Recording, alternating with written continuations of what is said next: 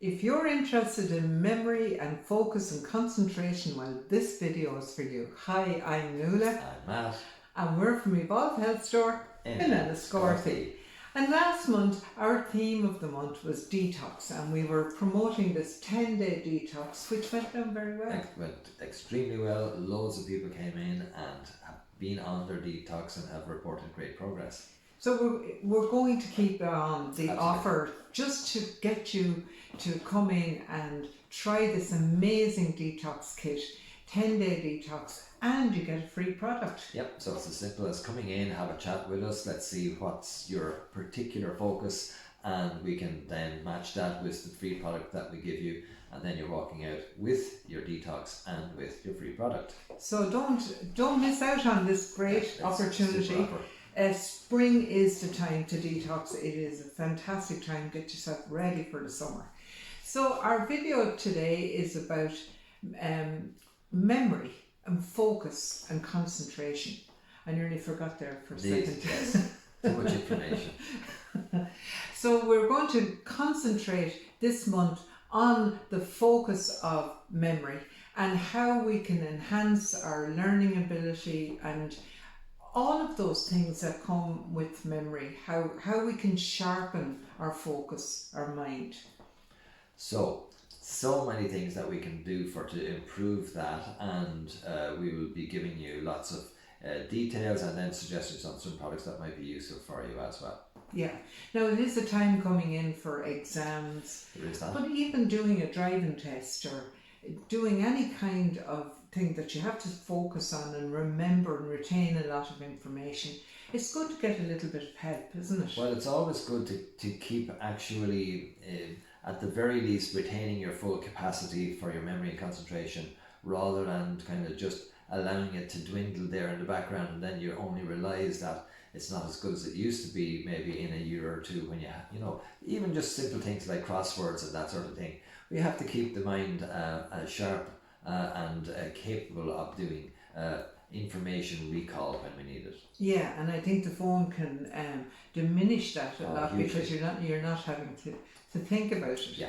And because we come from a different generation, I remember a shop we used to go into, and we used to get our groceries there. Yeah. And the woman would add the whole lot up in her head. There you go. And and then she'd tell you what the price was, and you didn't even go home and add it up. She could have told you anything. Yes. But those people were able to Yeah. do maths in their Yeah. head, and so we don't have that need anymore. We have calculators, we have phones, we have computers, so we've got to keep the mind a little bit more engaged and make us focus and give us attention.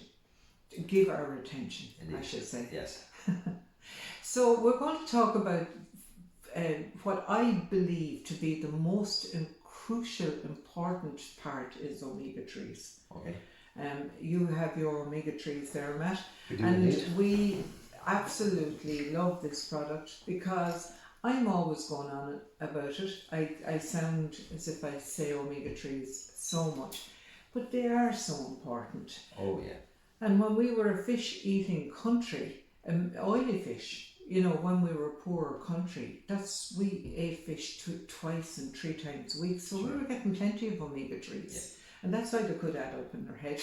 Indeed, yes. So you need your omega-3s. And is there anything you'd like to add about omega-3s? Well, yes, omega-3s are all about creating neurotransmitters. Neurotransmitters are all about ferrying information from where it's stored in memory to where we want it right now in this instant.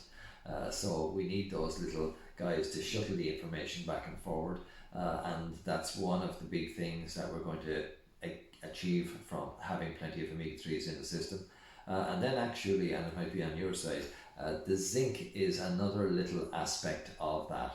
So zinc ensures that we convert omega-3s into the important, shall we say, brain chemicals like neurotransmitters, but there's other ones as well. And zinc is an important part of that conversion process, and that's why those two guys go well together, and that's why actually those two can sometimes be deficient in some people's diets, especially if they have a sweet tooth, because the sweet element of the food tends to use up all of the zinc, and then you don't have it there when you need it to do the conversion on the omega-3s. And speaking of sweetness Yeah. and sugar, Yeah. and sugar isn't necessarily, it is kind of like a toxin for the brain, isn't it? Yeah, too much of it really messes up how our brain functions. It's kind of like too much of a good thing. I mean, yeah. they recommend maybe 5 teaspoons of sugar a day. That Hasn't been a max. Yeah. There's 15 teaspoons of sugar in a can of Coke. So that puts it in proportion. And if you're someone who says, I often hear people who say to me, I don't take sugar. Sure. Yeah. I'm meaning that I don't put sugar in their tea or put it on their cornflakes. But the cornflakes are sugar, and you have to. They're pre-sugared, shall we say? Yes, pre-sugared.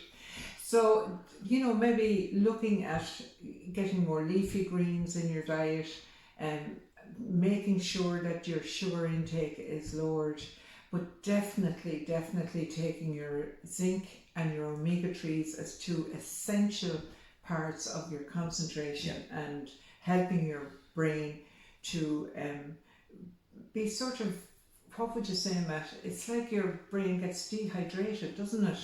Yeah, you could say. It's like hydrating the brain in a sense. Yeah, and I suppose also the brain, in a sense, gets overwhelmed with too much of the sugar resource, and then stops being receptive to it.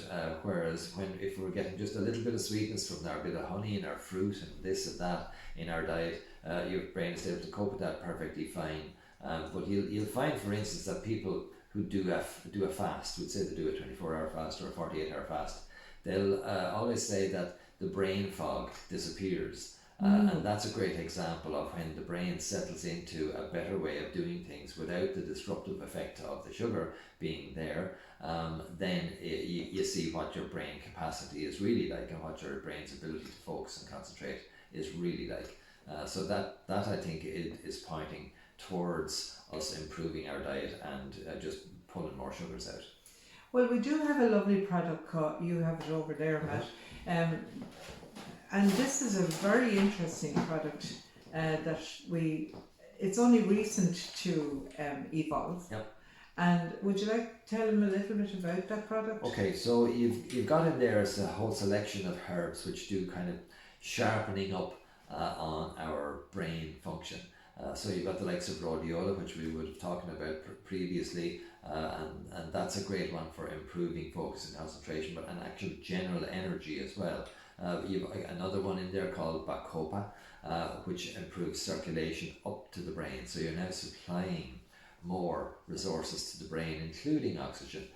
So that's there as well, along with a few other more obscure herbs in there. So it's a whole little compendium of brain nutrients. And I just love rhodiola. I think it's one of the better herbs to take, and it really gives you that little bit of, it definitely gets rid of brain fog. I would say that about rhodiola, but it also gives you a bit of energy.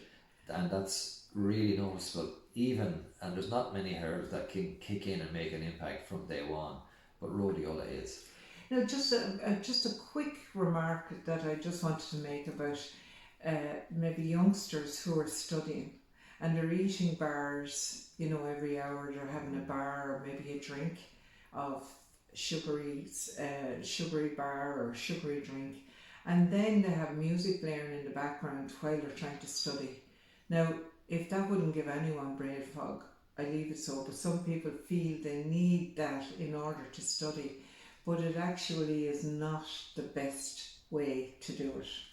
Sure, I mean, I think trying to get level blood sugar levels is a much wiser way of going about it, and that means, in a sense, 3 square meals per day for most people. And maybe a bit of fruit or something. Any gap filling should be done with something like fruit, yes, which is even, is a good way of filling a little bit of a gap. in the meal structure, and because it's not too fast in its release of the sugars. So would you say too that you should get up after an hour and do a little walk for movement. 10 minutes, just to move the body? In terms of studying, there's plenty of research showing that it's a much better, more effective way of getting information into your brain and keeping it there is to vary a little bit of movement, then go back to the books and do it in a very structured way. Yeah. So that's it for today, and if you want to tune in next Sunday again, we'll have more information on memory and focus and concentration and other remedies that you can take, and we'll be back to you next week with more good stuff, hopefully. Indeed. Thanks for listening. See you then. Bye. Bye.